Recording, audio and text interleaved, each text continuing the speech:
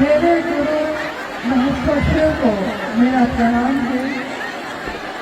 Star film के प्रथम शिव के शिष्य और हम सबों के परम आदरणीय वरीय गुरुभ्राता साहब श्री हरिनानंद जी के चरणों में मेरा प्रणाम है।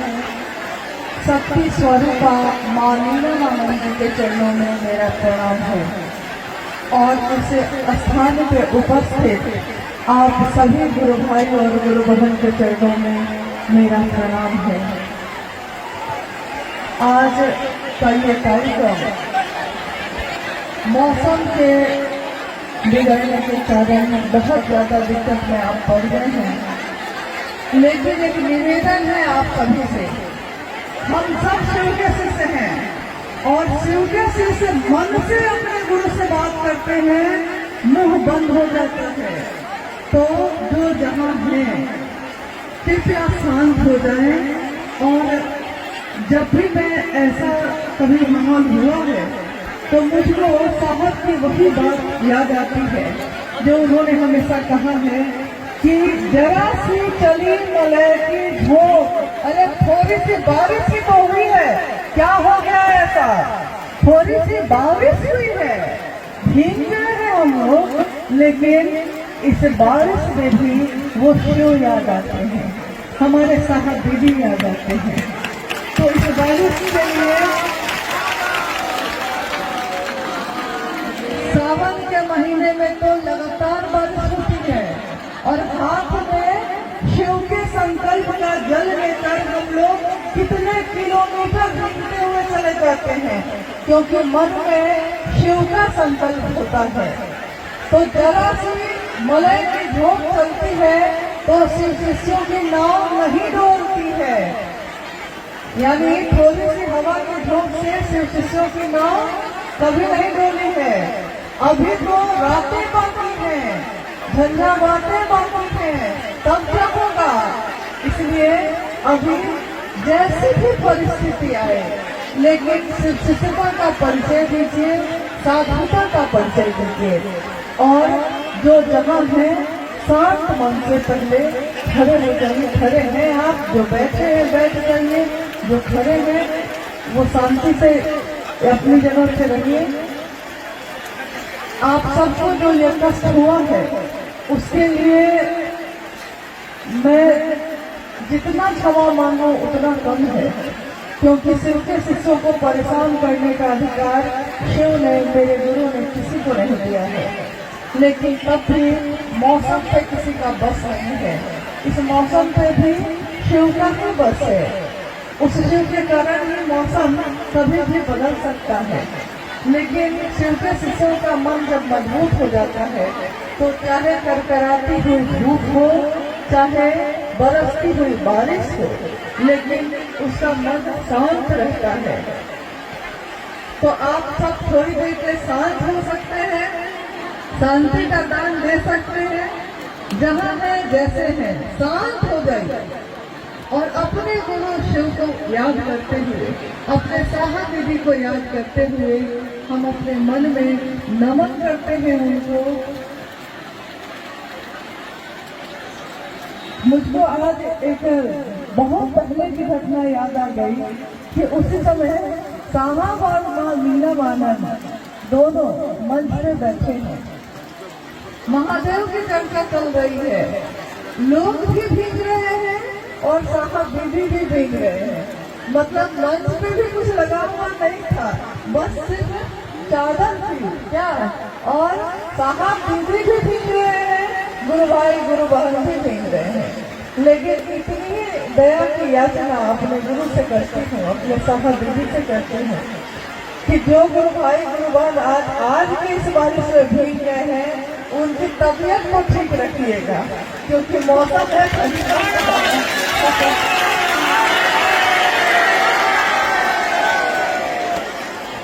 और जैसी स्थिति है उसमें बहुत देर आप लोगों का कष्ट देने की स्थिति नहीं है, इसलिए हम लोग थोड़ी देर में हम लोग भी लौट जाएंगे, आप भी लौट जाइएगा, लेकिन बहुत स्थिर से धीरे धीरे, कोई हड़बड़ी नहीं होनी चाहिए। अगर किसी भी गुरु भाई गुरु बहन को थोड़ी सी चोट भी अगर लग गई तो मेरे गुरु पे आरोप लग जाएगा। इसलिए गुरु का ध्यान करके एक दूसरे की मदद से यहाँ से धीरे धीरे निकलिएगा। रही बात महादेव की चर्चा की, जिसके लिए ये आयोजन है आज, तो महादेव की चर्चा या महादेव का काम गुरु का आदेश अनुसार करने भर से गुरु की दया मिलती है।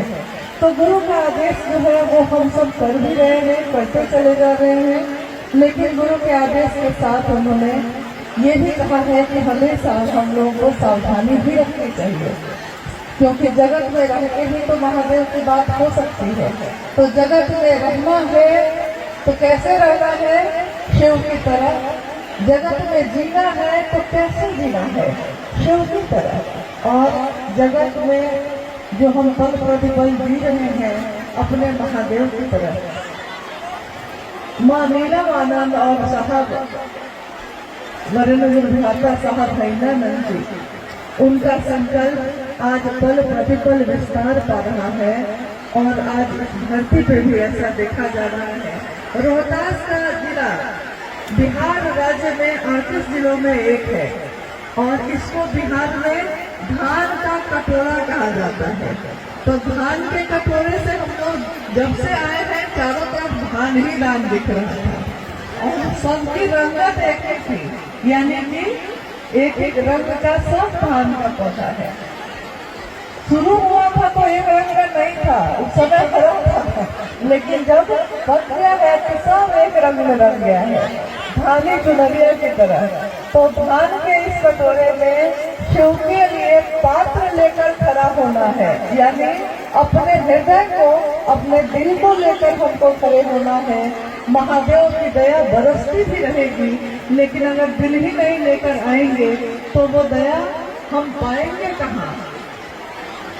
याद रखिए, साहब ने हमेशा कहा कि मुझसे मिलने आए हो तो शिव को लेकर आना, और अगर लेकर नहीं आ सकते हो तो शिव को लेकर जाना। तो मुझसे मिलने आए हो यानी हम आए तो साहब से ही नहीं गए हैं, साहब का ही सब कार्यक्रम होता है, उसमें शिव के गुरु स्वरूप की उपस्थिति होती है। तो शिव को लेकर आए हैं तो बहुत अच्छा, और नहीं लेकर आए हैं तो लेकर जाना है। लेकिन पात्र अपने हृदय का रखिएगा, हृदय में ही, दिल में ही वो शिव वास करते हैं, और दिल में वास करने वाले कहीं भी हमेशा याद आते हैं। जो भी आज इस कार्यक्रम में जो दिक्कत हुई है आपको, जो कष्ट हुआ है आपको, उसके कारण साहब हमेशा कष्ट में रहे। अगर गुरु भाई गुरु बहन को कोई कष्ट है तो वो भी उतना ही कष्ट है। नहीं कहते हैं कि चोट लगे तुझको तो दर्द मुझे हो, भीगे आप हैं और ठंड मुझको लग रहा है कि कैसा लग रहा होगा, भीगे आप हैं।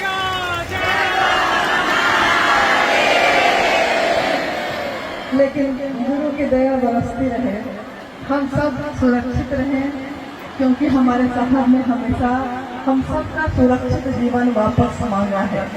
तो हम अपने साहब को अपना सुरक्षित जीवन दें और महादेव के कार्य को आगे बढ़ाने में मदद करें।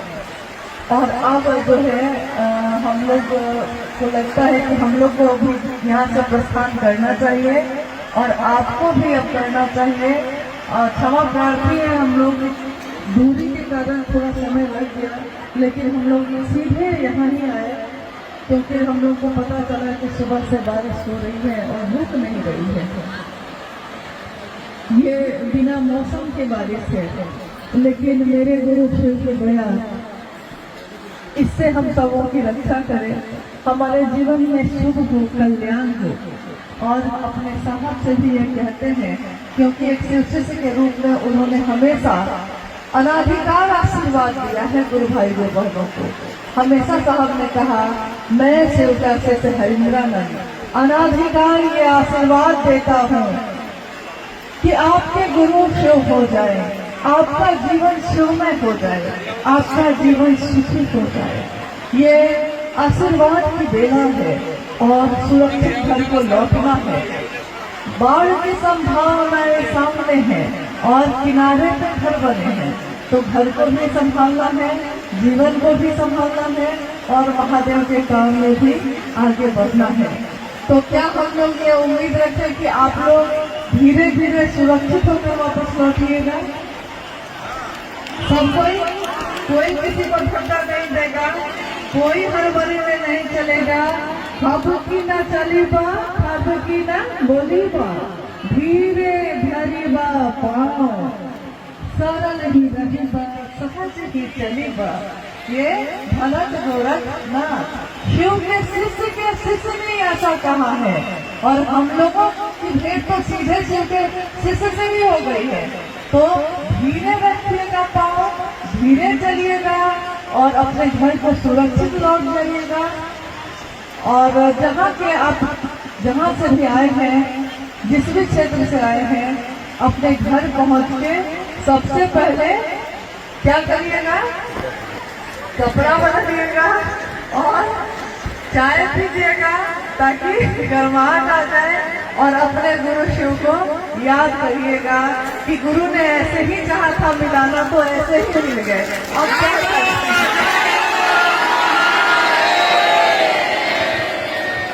अब क्या करें?